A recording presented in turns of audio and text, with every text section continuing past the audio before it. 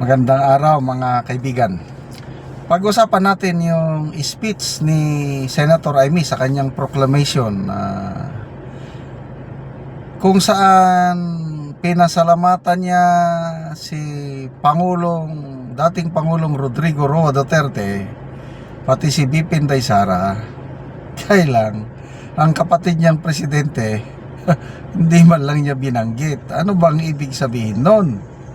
Grabe. Ito napanood ko mismo yung speech niya na yun. Kaya lang binalita na ng Inquirer. Basahin natin dito. Amy Marcos thanks ex-President Duterte. Skips President Marcos in speech. Ito, basahin ko Senator-elect Amy Marcos acknowledge former President Rodrigo Duterte but not her brother, President Ferdinand Marcos Jr. in her proclamation speech. Senator Marcos, who cleansed the spot after getting 13,339,227 votes, was the first to be proclaimed at the Manila Hotel, Tent City. Ganun ba yun? Kung sinong number 12 pinakaunang ma-proclaim. Galing naman Marcos, who was accompanied by former First Lady Imelda Marcos, also said she wore the barong yung national dress, barong of her father, former President Ferdinand Marcos Sr. during the ceremony. Wow! Tignan daw, may picture dito. Yan short barong nga. Galing. Very historical Kakatindig palahibo ako. I'm sorry, I still consider myself Marcos loyalist. Kaya lang doon sa Marcos Sr., malaking utang na loob naming mag-asawa sa Marcos Sr. dahil pobre kaming pamilya, hindi kami makapag-aral ng kolehiyo noon, 1970s salamat at merong Don Mariano Marcos Memorial State College sa Bacnotan, La Union noon. So akala ko wala na akong pag-asa may nakapagsabi na merong state college. Nag-enroll ako doon. Nako, scholar kami doon. Ang tuition ko lang noon, actually hindi tuition miscellaneous fees, 40 pesos per semester. Ganun lang. So nauna akong nag-enroll. The following year ang wife ko nag-enroll din doon kami nagkita.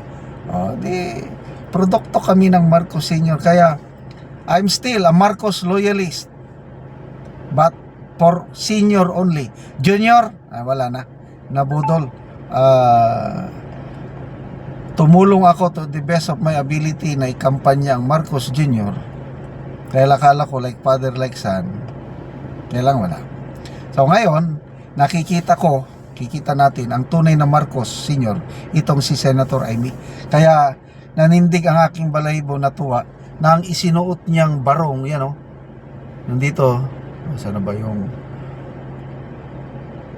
barong ng dating Pangulong Marcos Sr. Wow naman. Salamat. Okay, to my mother, sabi niya, who is already 96 years old, along with my children who never doubted that I will win. To our former President Rodrigo Duterte, who since October already raised my hand, and his daughter BP Inday Sara, who until the last moment campaigned for me. Yun, pinasalamatan niya. Marcos said in a speech in Filipino. Salamat. Narinig ko na ito sa Facebook reel man siguro na-post. Sabi niya, this victory is for all of you. Despite how elusive and how hard it was, it's proof that if you stand for what is right, you win. Okay, ako, pamilya ko, ayaw na naming botohan Senator Amy kasi nga Marcos siya eh. Dahil sa performance ng kanyang kapatid na presidente, hindi kami satisfied, pamilya namin, wala, hindi na namin botohan si Amy. Sa totoo lang. Kaya lang, nung in-endorse siya ni BP Sara, nakita namin yung purpose ng BP. Tapos nakita namin yung sinseridad ni BP na talagang tutuhanan yung friendship nila. Nag-change mind kami. Tapos nung nag-imbestiga na si Senator Amy sa Senado, sinampahan niya ng kaso sa ombudsman yung mga na-involved, na umaksyon kagad ang ombudsman. Ito na, yes, totoo nga. Tunay na Marcos itong si Amy Marcos. Siya ang tunay na Marcos. Yung dapat na magpalit ng apelyido, sabi ni BP Sara, ma'am, magpalit ka na ng apelyido. Hindi si Amy. She remains sa Marcos.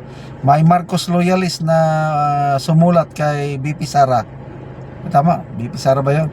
Na it should be Bongbong who will change his surname dahil he did not stand up to what Apula kay Marcos is for, or yung legacy. Si Jaime, yan ang nakakasunod sa apak ng kanyang tatay. When reporters when reporters asked why she skipped Marcos Jr. in her acknowledgement, Senator Marcos said, I just forgot. Grabe. Ano ba?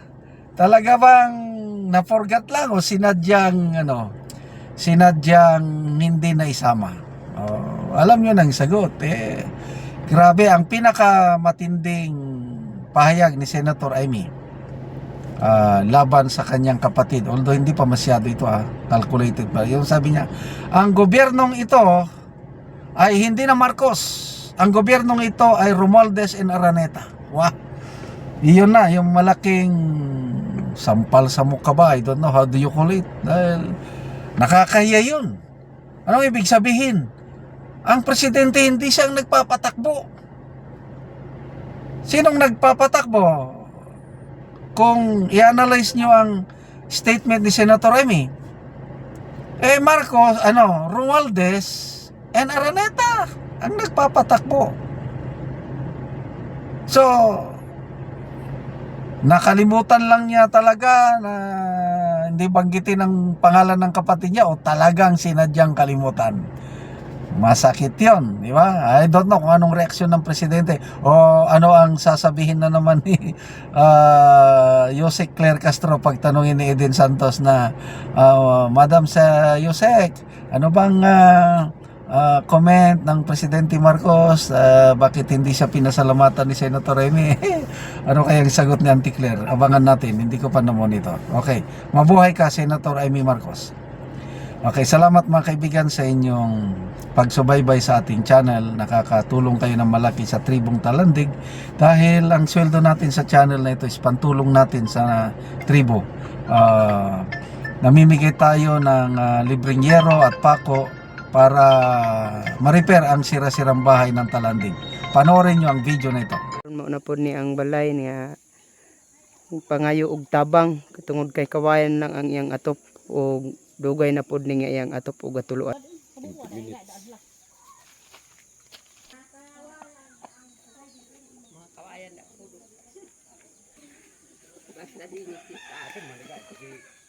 Ayo. Ayo. Mayong to. Mayong to. Oh, sulod mis inyong balay. Sige. Ano ang ilang balay nga kawayan.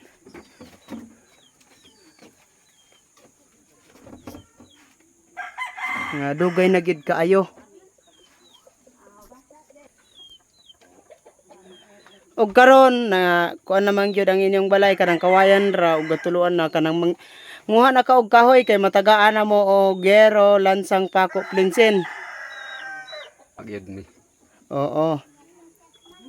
Og pila na ni siya ka tuig nga balay? 5. 5. So pila pud mo gapuyo din ani? 7. 7. So dagandagan mo gyud mo nga gapuyo din ani. Og karon unsay mong maistorya nga matagaan na mo og Hero lansang pako plinsin. Salamat sa kuan sa Ginoo pagtabang sa amo og sa nagbidyo nga hinaot nga makapadayon pod ang suporta sa Ginoo og sa nagbidyo mo na akong makasulti.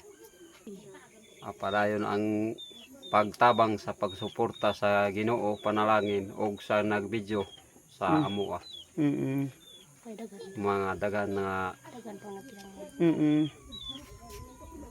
So salamat kayo ya.